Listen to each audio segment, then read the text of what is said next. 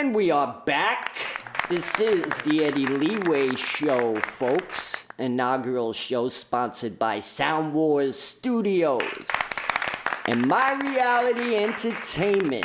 This is Eddie Sutton and Doc Ock, or Dr. Ock. Any way you want to call it, we're just not going to tell you who he is. Doesn't matter, I'm Dr. Ock because I got my hands in a lot of shit, and I have my doctorate in bullshit. There you go. There you go. That's the perfect fucking partner for me right here.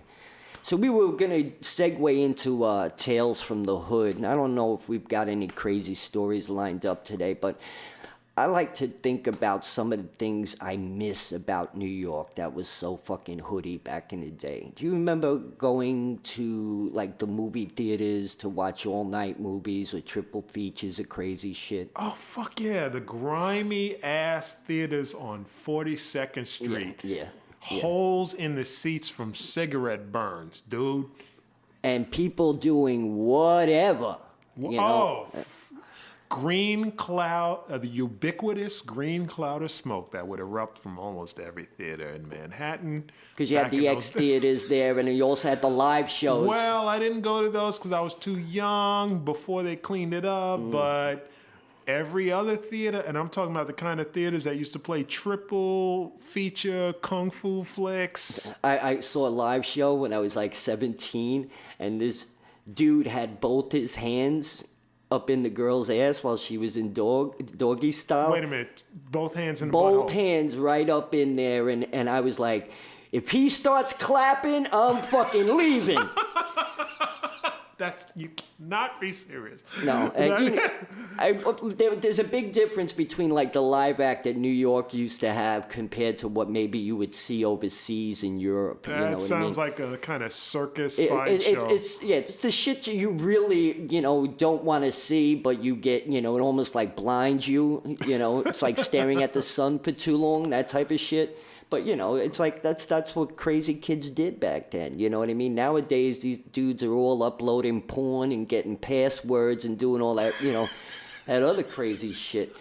But we got lost on that. But the theater life was great back then. Did you ever go to any of the regular theaters in Times Square? Yes, just to see regular movies. Yeah, I remember seeing Goodfellas there with a girl. I used to take a lot of girls to go see movies in Times Square when I was younger. That would be like a date thing. Not like Robert De Niro in Taxi Driver when he's trying to take Jodie Foster. No, not Jodie Foster. The other one, the one that was working for Palantine. Okay, yeah, I know. Remember, he tries to take her to an X-rated movie, thinking that would be like a great date. Yeah. No, I would take him to say real cinematic shit like Goodfellas or The Untouchables. Oh yeah, I remember going to see a bunch of kung fu flicks back then, and I remember going to see. I think it was I think it may have been Conan. I took some young lady. Yeah. To see Conan and Red Sonja were date. Probably, like double features for 8 years in one theater. Yeah. And you might be right, because I think I may have seen both of those movies on the same day. It makes sense. Far after they were initially released, but I remember going to see that flick and looking down in my seat and noticing a maybe quarter-size hole all the way through the seat where somebody had burned through it with a cigarette. Looking up and seeing this gigantic cloud of green smoke erupting, and it was just like,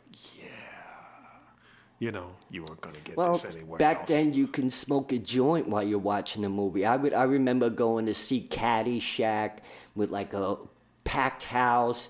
Everybody's drinking and smoking, watching the movie, laughing their asses off, and then but Times Square had just like, how like in Spinal Tap the amps on Nigel's cab went to 11.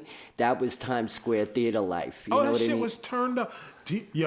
Seriously? It's the only place where you can find a hooker, a Hasidic Jew, an Italian kid from fucking Astoria, and some of the boys from Uptown. Do you know what I'm saying? Like that. That's the only place they all got together and it was cool. My most vibrant memory. Do you remember those pimp clothing stores? Yeah. The fashions that were coming out of these pimp clothing stores. Skin tight. Just gigantic ass hats with feathers coming out the side and these long suits, the kind of shit Steve Harvey used to wear. Yeah, but all the rap artists escalated to those places because it's the only place they could get custom designs for their own, show and their photo shoots and to perform in. But wow, those I guess what you could call them some real haberdashers. You know what I mean? Haberdashers, goddamn. I'm trying to do Dusty Rhodes here. I've been going to the haberdashery. I've been getting my clothes there, because I'm the American dream. We're going to the pay window, y'all. This right here is the real America, you understand? But I heard distinctly my daddy was a that. plumber. I'm living the American dream. And it was always at the top of, I think it was 7th Avenue. You always had one Asian-owned store that was selling these weapons. Anything from switchblades to spiked armbands. And Chinese stars, but you have to sharpen them yourself. Yep. You have to sharpen them yourself, though. Yeah, they were kind of dull. And this was before the shit was out. Believe it or not, the shit was not outlawed at that time. And I distinctly remember buying for myself one of those spiked armbands and going to school with it on. Yeah. Bad move, man. I could only imagine how many teenagers were walking around with fucking Chinese stars or fucking 8-inch daggers day in and day out. Oh, I had a switchblade. I had one of those gravity-operated switchblades. And I kept it for a long time, man.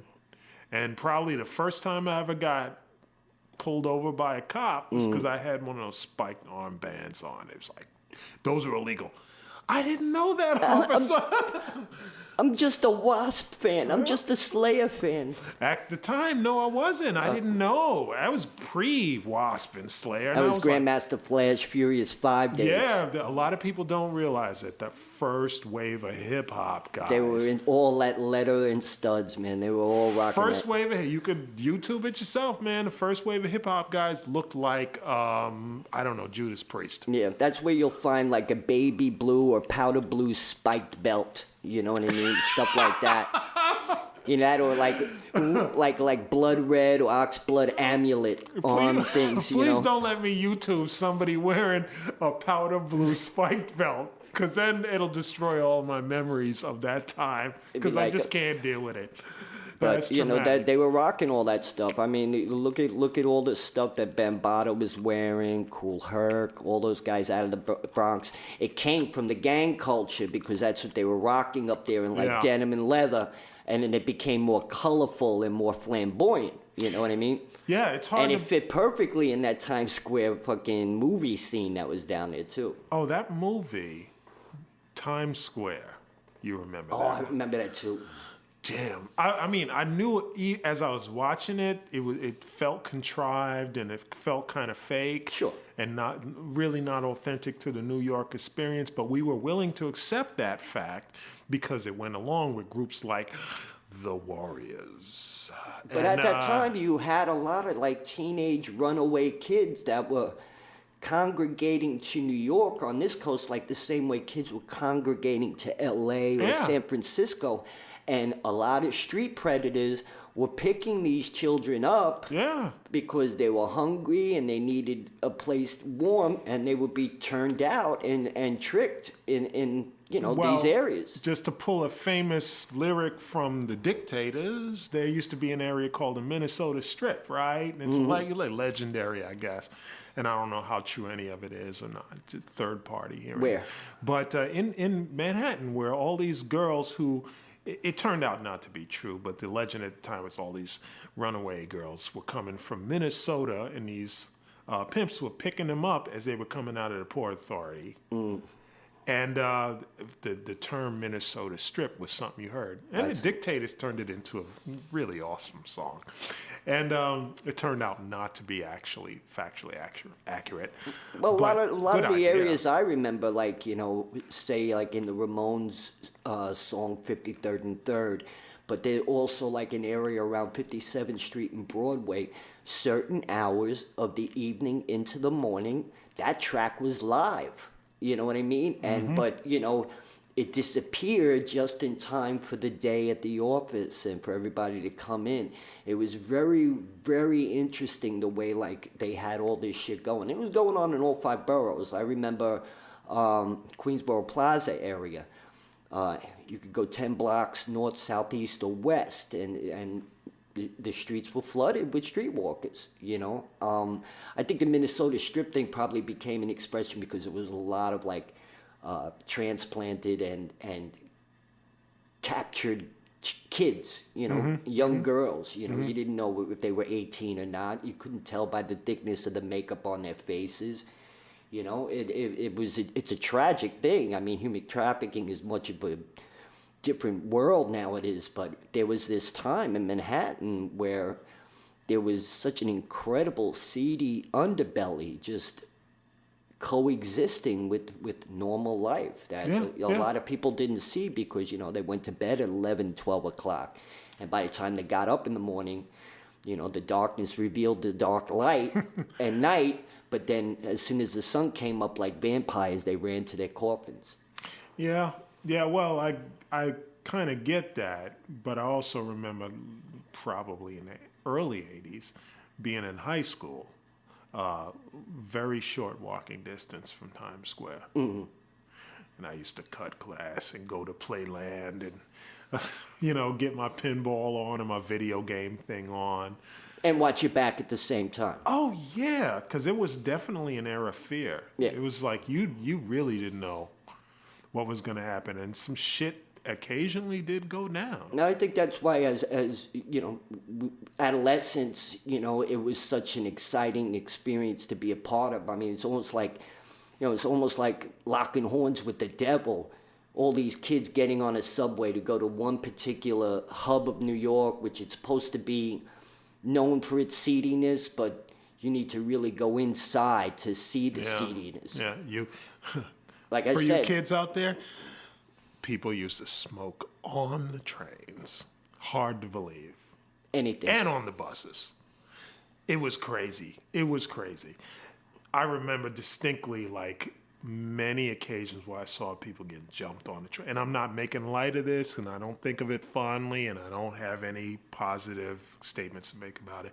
But I saw a lot of people get jumped on the subways, on buses, just wild shit going on. True. And it was like, once you got out of your little hood, your little sector. 3 to 6 train stops in your area on your train line. Yeah, you were in no man's land. You didn't know what the fuck was going to happen. So usually parents would always tell you, you know, if you got a brother or sister, take them with you. Don't be out after a certain hour, you know. I think that's how youth gangs started anyway. It's because not only just to protect your neighborhood and turf from outsiders, but, you know, the only might is right is how the street life lives. So the more people you had around you, the safer you were. But it also excites that inner side of a person who wants to smash glass and break things up. So you become one of those at the same time, you know? Yeah, I think all across this nation, though, it was, most of these gangs really kind of started as a self-preservation I don't want to be a victim, so me and my boys are going to look out for each other. Yeah, it was like, we got to keep these other people, it was tribal, and let's keep these other people out of our neighborhood. And slowly but surely, depending on where you lived. And when you grew up.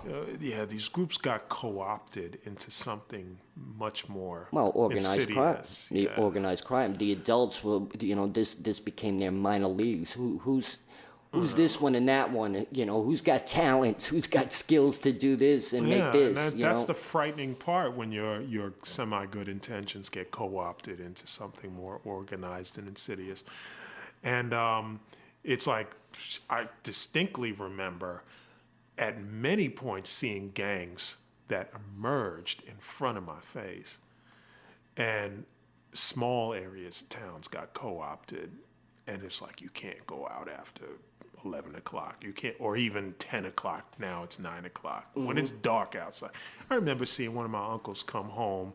His glasses are broken because somebody shot him in the face with a zip gun. And I was, zip gun. Yes, I said the word zip gun. Going way back there. New York was interesting, dangerous, thrilling, depending on what time of day you were out.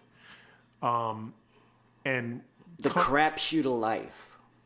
having come here from another state in the late 70s, I just thought it was like magical. I mean, you saw the glitz of Times Square, the fact that the lights never went out. It's hard for some people to understand that in some states, Yeah, and when I was a kid, street lights go out at certain time. you didn't even care about paying the 50, 60 cents to get on the subway, but you jumped the turnstile, shit, yeah. and you can be anywhere and be a part of anything within the reach of that transit system. Yeah. You know. If you had the school pass, you could always get in free. You know that drill. And that was good with the bus pass, everybody.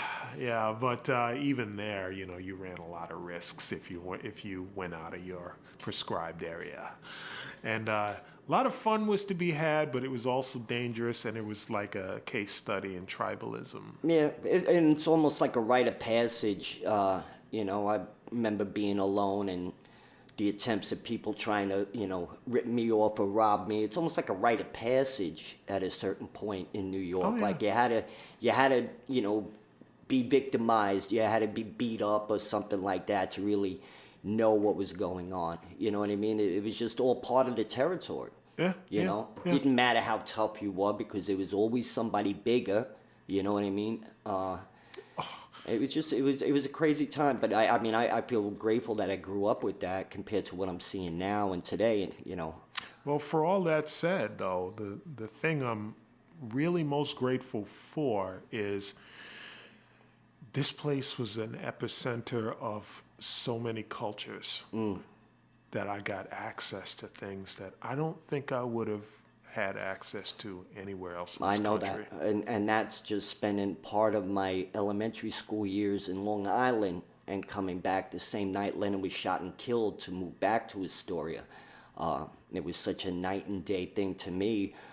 It was a bit of a culture shock because here I am 15 now in New York compared to what I saw New York as a child. I was seeing the seedy side that I didn't see before. Mm-hmm. You know what I mean? But at the same time, it's just so fucking exciting, to be a part of it and even to witness it that you keep going back for more. And that's a lot of why I started going into the city and staying out all night as young as 15 years of age. You know what I mean? Because there was just this wild thing going on. And I wanted to see it, Number one thing for me, the radio in New York, unparalleled. True. Very true. I mean, nowadays, I don't listen to the radio much anymore. No one does. Obviously. But, I'm such an old school guy still, adjusting to doing more with social media and everything else that, I like that old type of routine and I kind of miss listening to talk radio a bit overnight. And I just haven't done it in so long. Oh, this is the only place I've ever even heard of where I'm talking back in the day now. You could stay up till 1 o'clock in the morning and hear in the first wave of rap music, you could hear, I don't know, what's the name? Teddy Ted the Awesome 2, Mr. Magic at 1 o'clock in the morning on a Sunday night, I think it was, or a Saturday night. Or you could tune into college radio and you can hear some of the first wave of metal and hear stuff like Motorhead and Iron Maiden mixed in with a lot of Ted Nugent and a lot of really strange psychedelic music because there weren't enough metal bands out. You could tune into BAB and listen to a lot of punk and all different punk offshoots. BAB was a Long Island radio station, or was it BAI? BAI is what I'm sorry. I'm trying to remember for myself. BAB, if I'm not, I can't remember which station Eddie Trunk came from. It wasn't WNEW. It was some other. I think it was BAB. Eddie Trunk came out. I hated him back then, and because he played a lot of hair metal, and I just couldn't stand it. To me, he's just like one of those industry guys. Yeah. Like, I didn't like him very much at all. His recent claim to fame is being the first one to report the news that Lemmy died. But you want to be known as that? You want to be known as the guy that brought that news? You know what I mean? Lemmy is God, people. You know, so like this guy is like so. It's so important to be the first person to announce such bad news. I wouldn't want to be recognized as that. You know what I mean? His big claim to fames are being a friend of Ace Frehley. Mm-hmm. And he did. You know, as much as I like Ace Frehley, I got an Ace Frehley story. I remember working at Palladium. Oh, please. You know, tell me. He you know, he really thought he was who he was, and he, you know, he deserves that attitude and ego on some level. But I'm working one night, and I'm like, "Hey, you're Ace Frehley, aren't you?" And he wouldn't say anything to me, but he had like this smarmy fucking sidekick with him that was like, you know, like, "Yeah, that's him. Give him room," or so, like, you know, like just giving me like, "Get away, kid, you're bothering us," like that type of attitude. Okay. And I'm like, what the fuck is this, man? You know what I mean? You know, I didn't understand that rock star ego mentality that I witnessed myself. Like I was a kid, I'm walking across Fifth Avenue and I see Rod Stewart. "Hey, Rod, how you doing? Can I have your autograph?" No. You know what I mean? Like, you know, how can you be like that to fans? I never understood that. Well, do you know how big Ace's band was? No, I understand that. But, you know, you're not wearing the makeup. True. You've got a face like a 40-year-old dartboard, you know? I mean, you should just be grateful that people are appreciating what you used to do because, all right, he did some great things in the 80s. I'm not going to, you know, diss him like 70s. that. But in the 80s, you know, when he did his solo thing, he did okay for himself for a while there. You know what I mean? He, you know, and he got a lot of airtime with like Robert Downey Jr. and shit, Morton Downey junior and stuff like that.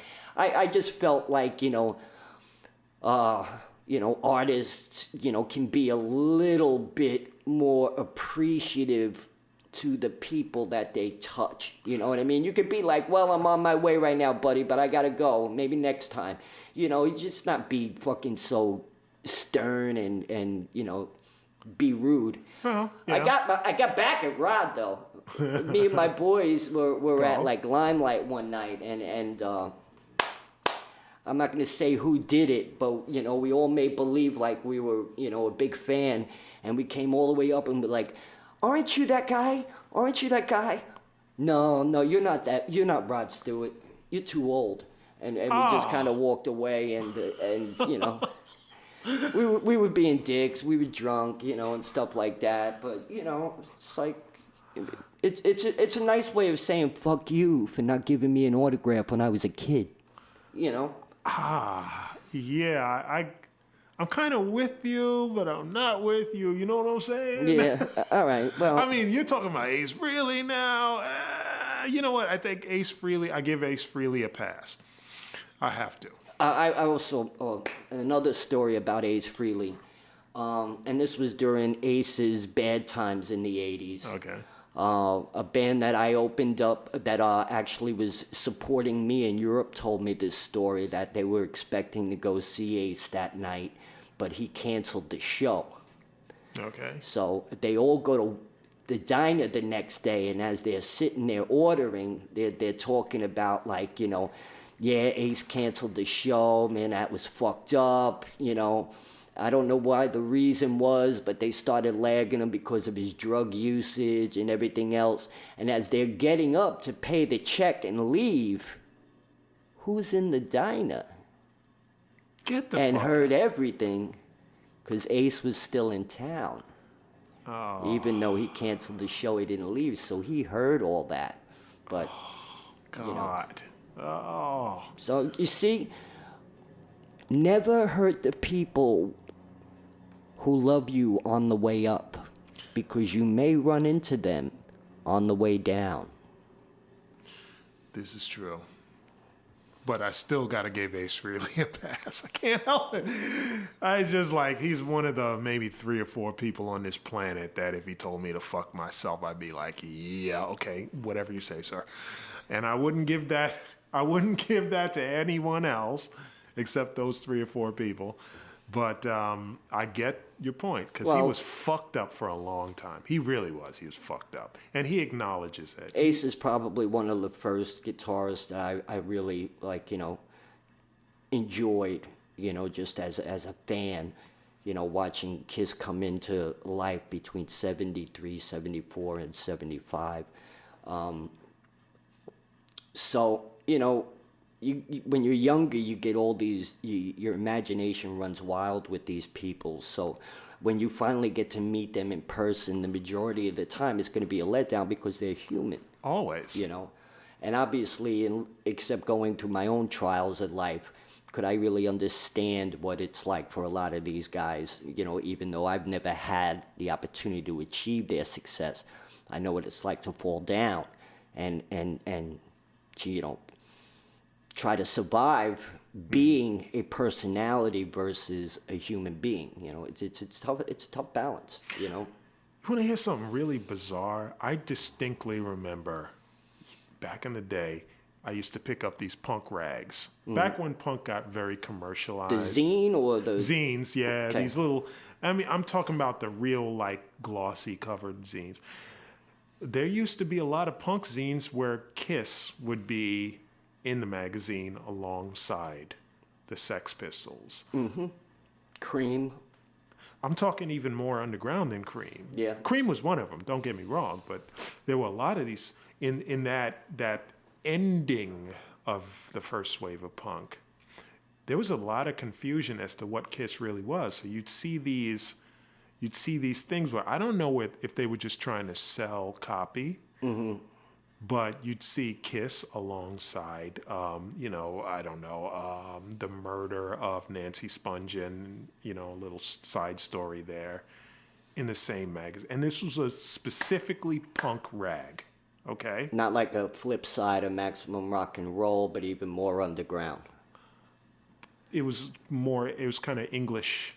That kind of English punk thing, where it was they certainly weren't reporting on New York punk bands, but they were doing English punk, and it was clearly very glossy and glitzy. I think a lot of the music papers from, say, England at that time kind of did jumble everybody together in one magazine, so you could almost follow any style of music, and just whoever was relevant at the time made that issue. Yeah, I thought it was very strange. Even as a kid, I thought it was very strange. And yes, they would include groups like the Dead Boys.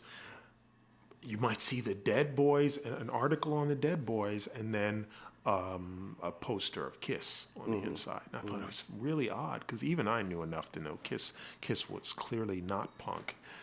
But once again, I think they were just trying to sell copy. I'm not sure. Yeah, that's interesting. I mean, the magazines are all long gone. Yeah. And the zines today, the majority of them are online. It's pretty weird seeing all of that when I know I got a lot of my information from a fanzine or a magazine, a rock mag. I mean, nowadays with the internet, you don't need anything else. Keep in mind, kids, back then you couldn't just turn on the radio and hear Kiss, or necessarily even hear the Dead Boys. You couldn't even get half the information right, because a lot of the stuff that would reach back to anybody's fan base tended to be like innuendo or rumor and wasn't even factual. Right. Yeah. I mean, it was so strange how I used to literally turn on college radio and wait until 1 o'clock in the morning.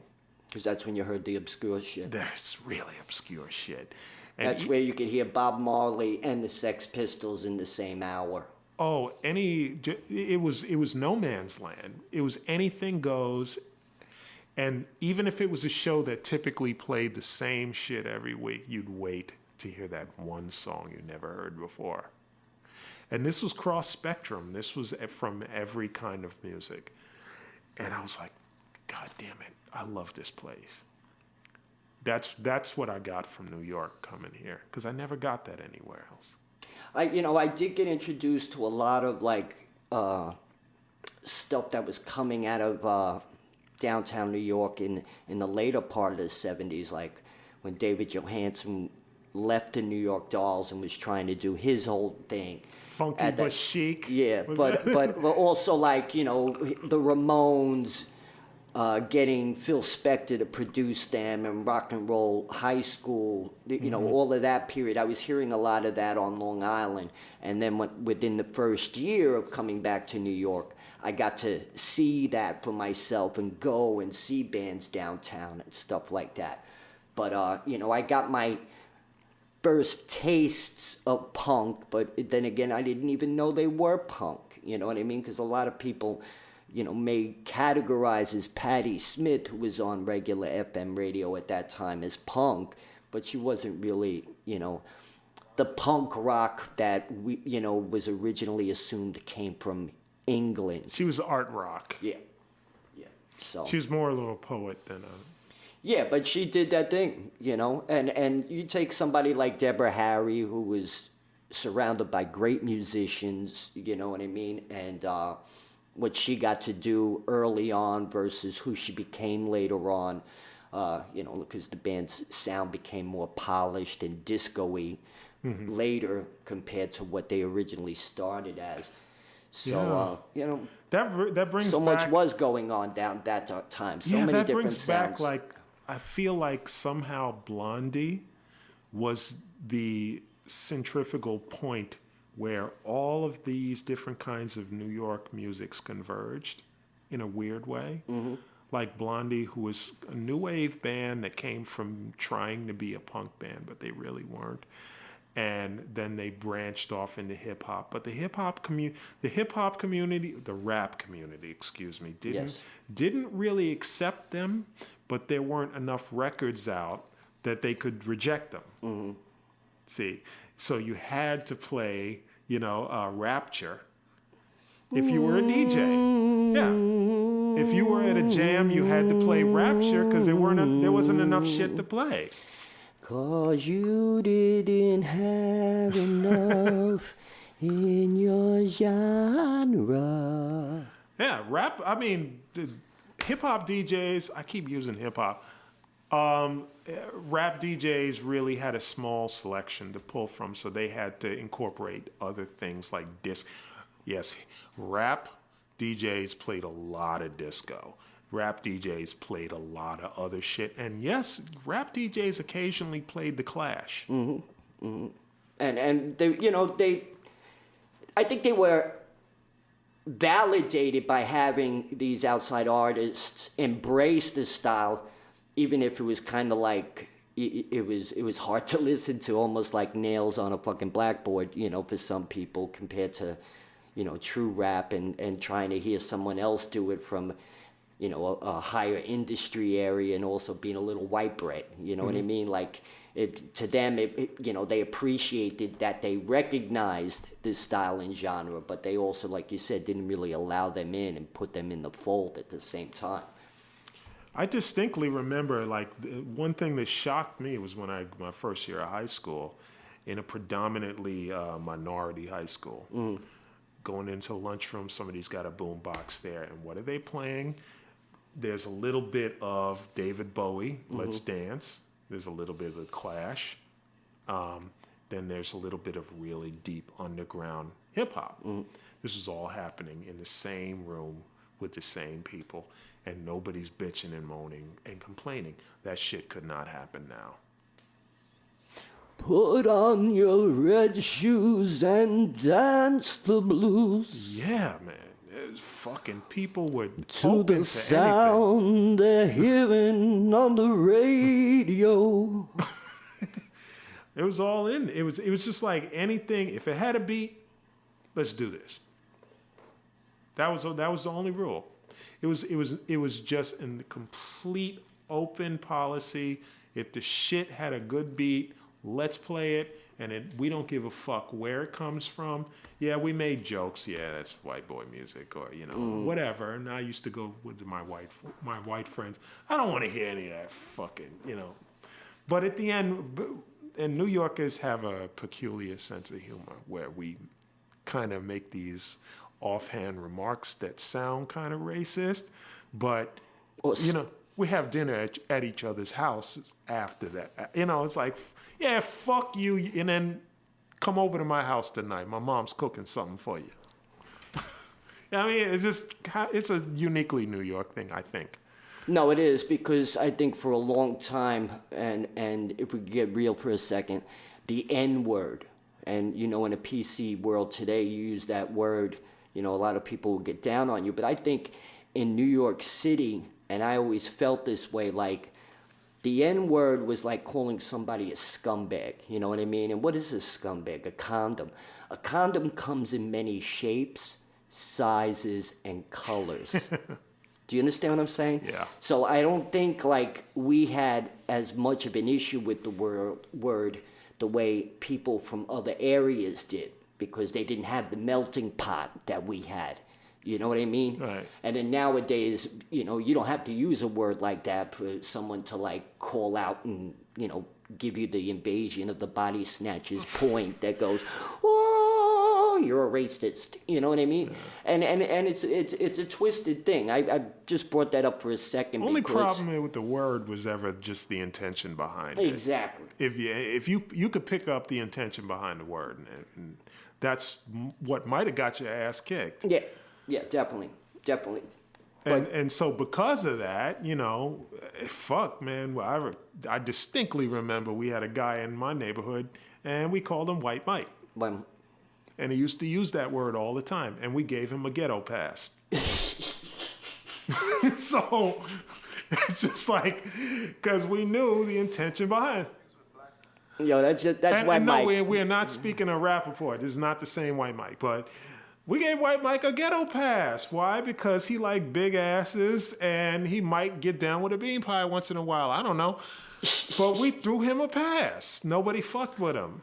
Yo, don't mind him, and that's just White Mike. He get a pass. Yeah. You know, and now, you know, where I live now, which is a predominantly Hispanic neighborhood, I hear that word more now than I ever heard it growing up. Well, you know, and that's the thing too. 1 minute it's a word of reverence by my nigga, and right. then you know, then it's don't be. Yeah, you know? Yeah. And so it's very confusing. That's why I always felt that the word meant like a scumbag, a lowlife. You know what I mean? At the turn of the century, you had Jewish gangsters that were nicknamed like Nigger Mike Salter. And he was like a very cheap bastard, but he was running a fucking club down in Chinatown that catered to, you know, all types, the uptowners who came down slumming. That's where Irving Berlin got his start as a singing waiter. You know what I mean?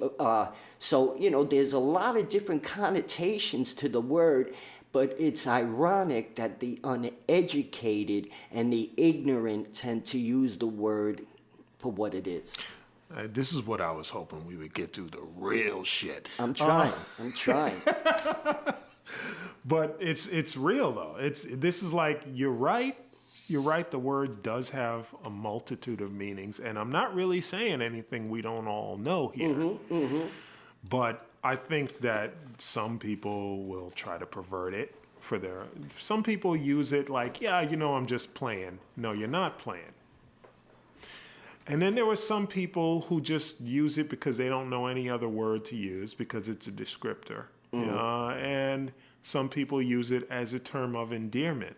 Like me personally, frankly, I never use the word unless I'm talking to somebody who is very close to me and very dear to me. So I have to know you for like 25 years or something before I use that word in front of you. Gotcha. Especially at my age. You know, I have a command of the language where I don't need to use... True. You know, words like that. But I still throw it out there to somebody who is real close to me. Now, do I want somebody I don't know calling me that? No. Am I going to punch them in the face for calling me that? No. And then it's a question of the moment and how personal it No, I don't hits get tore up over people calling me names. I'm too old for that. But yeah, but like say if a schizophrenic guy on the bus was in an argument with a black fella and then he calls him nigga. And you know, obviously that dude's gonna come up indignant, almost like he just murdered his mom, and he's gonna want to crush his face. You know, I've seen it. Well, once again, it's intent. It really comes down to intent. Frankly, I listened to this podcast, a couple of guys from Middle America who, quite frankly, I'm not going to mention their names. Middle America. Middle America, yeah. There are a couple of guys from Middle America that do this actually, frankly, very entertaining podcast. But every now and then, one of the two guys, he makes it seem like he's just being funny and entertaining, and he throws the word out, and you can hear the acidity in the word when it comes out of his mouth, and you can hear, this is meant to be insulting. Got it. It's intentionally meant to be insulting, but for him, it's shock value in his show. He's shocking because he thinks the only people that listen to his podcast are people like him who share his values.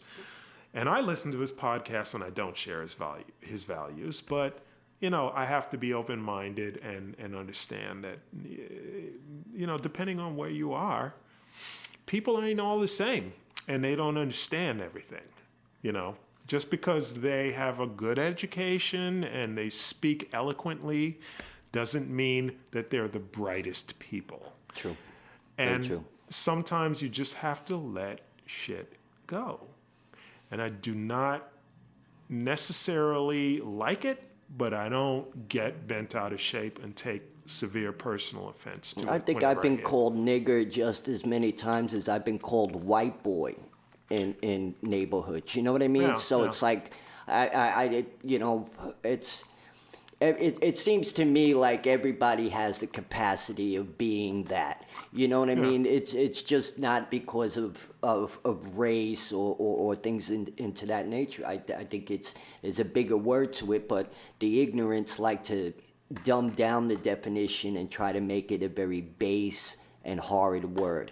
And I think a lot of the reason people were trying to use it as a term of endearment was a way to dispel the word so it wouldn't be as hurting of an expression to an individual. It's kind of an understood thing that people want to defang it. And I should really extend that to all the other words. Now we get to the part where I get uncomfortable saying certain words that, start with S.